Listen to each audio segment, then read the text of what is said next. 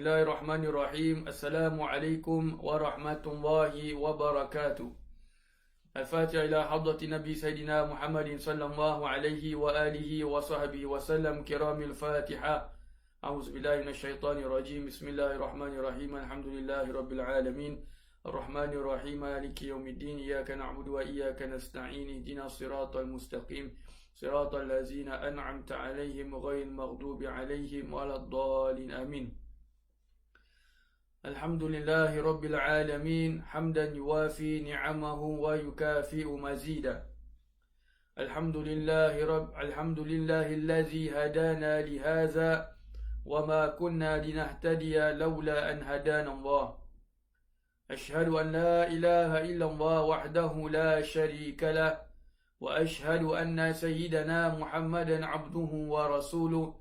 Allahumma salli wa sallim ala sayyidina Muhammadin miftah babi rahmatillah adada ma fi ilmillah salatan wa salaman daimaini bidawami mulkillah wa ala alihi wa sahbihi adada kulli dharratin alfa marrah.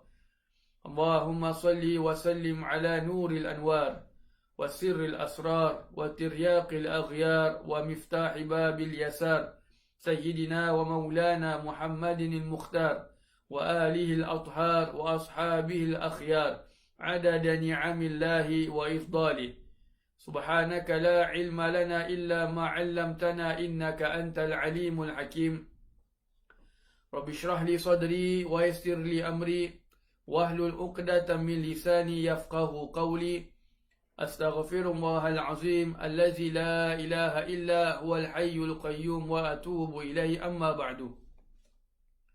Alhamdulillah, para jemaah yang dirahmati Allah sekalian, segala puji bagi Allah Subhanahu wa taala yang telah memberikan kepada kita nikmat kasih sayangnya dengan diberikan kepada kita pelbagai jenis nikmat. Allah Subhanahu wa taala menunjukkan kasih sayangnya kepada kita dengan diberikan kepada kita pelbagai jenis nikmat, daripada nikmat iman, nikmat Islam, nikmat kesihatan, nikmat keamanan.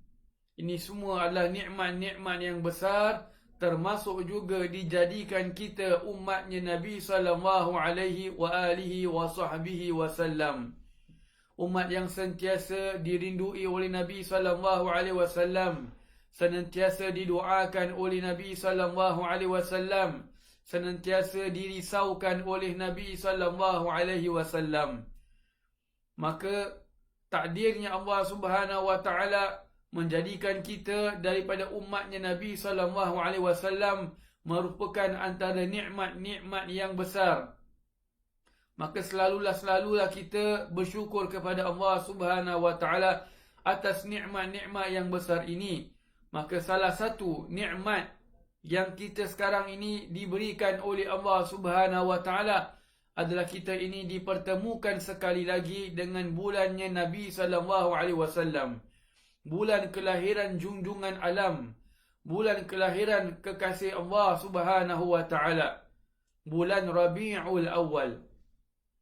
Walaupun tahun ini bulan Rabiul Awal berbeza dengan tahun-tahun sebelum ini, di mana pada tahun-tahun sebelum ini kita dapat raikan bersama-sama, dapat bersama-sama kita membaca maulid di masjid-masjid, dapat kita mendengarkan tausiah-tausiah daripada barisan asatidzah jemputan dan sebagainya. Tetapi kali ini berbeza dengan tahun-tahun sebelum ini, ia tetap tidak mematahkan semangat kita untuk terus menyambut kelahiran baginda Nabi sallallahu alaihi wasallam, untuk terus kita bergembira dengan kelahiran Nabi sallallahu alaihi wasallam, yang di mana bergembira itu, yang di mana bergembira dengan kelahiran Nabi sallallahu alaihi wasallam merupakan antara sesuatu perkara yang dituntut dalam Islam, yang diperintahkan oleh Allah Subhanahu wa taala.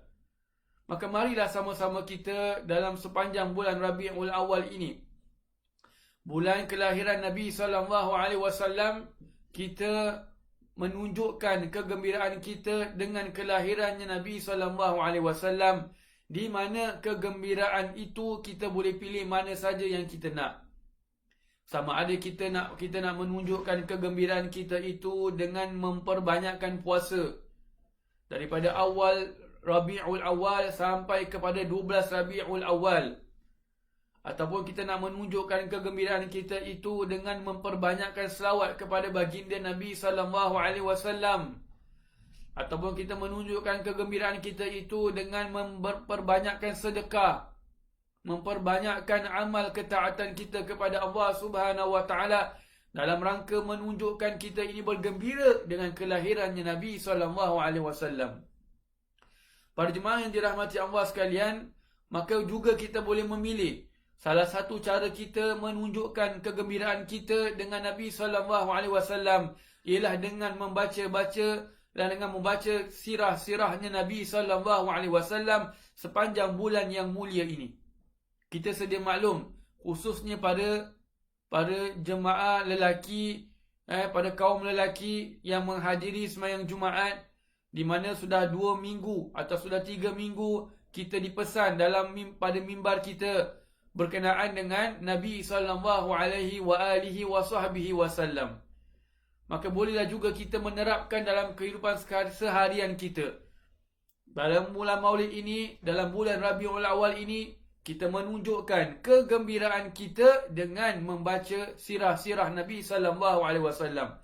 Sama ada kita membuka ataupun mendengar apa-apa yang dipesan ataupun yang diceritakan oleh barisan asatizah kita di YouTube, di Facebook atau sebagainya, ataupun kita sendiri yang membacanya.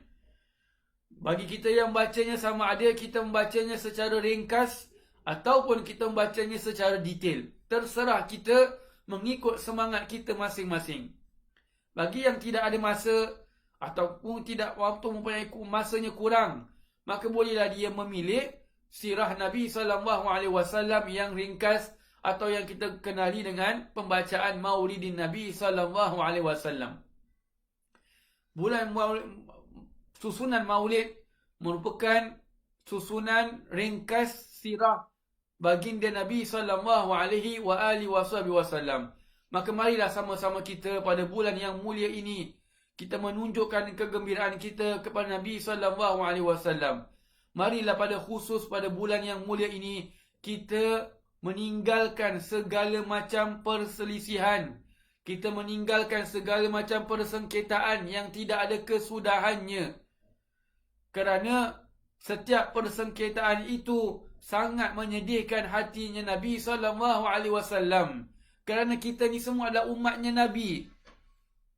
Kita ni semua adalah umatnya Nabi SAW. Siapa kita untuk menyalah-nyalahkan umat Nabi yang lain?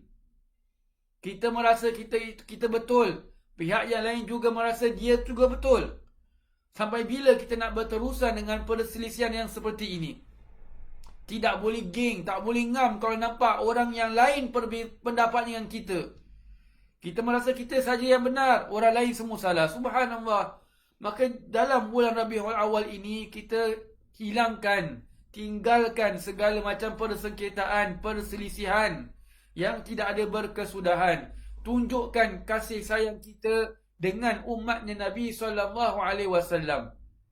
Nabi SAW bersabda dalam sebuah hadis yang ma'ruf, Al-Muslimu akhul Muslim. Orang Islam itu adalah saudara bagi orang Islam yang lain. Jadi kita ni adalah saudara antara satu sama lain. Bila kata satu saudara antara satu sama lain, Nabi kata dalam hadis yang sama juga, la yuzlimuhu, tidaklah ia menzaliminya. Bila kata menzaliminya itu umum. Ia boleh jadi menzalimi secara zahir. Makna menzalimi secara zahir itu bermakna kita benar-benar mengambil haknya tanpa izinnya. Subhanallah. Kita mengambil haknya itu tanpa izinnya. Kemudian pada masa yang sama juga kita merampas hartanya, mengambil barang-barangnya dengan tanpa hak dan sebagainya. Ada juga yang berupa kezaliman apabila kita menzalimi itu dari sudut maknawi. Iaitu kita menzalimi orang itu dengan cara yang halus.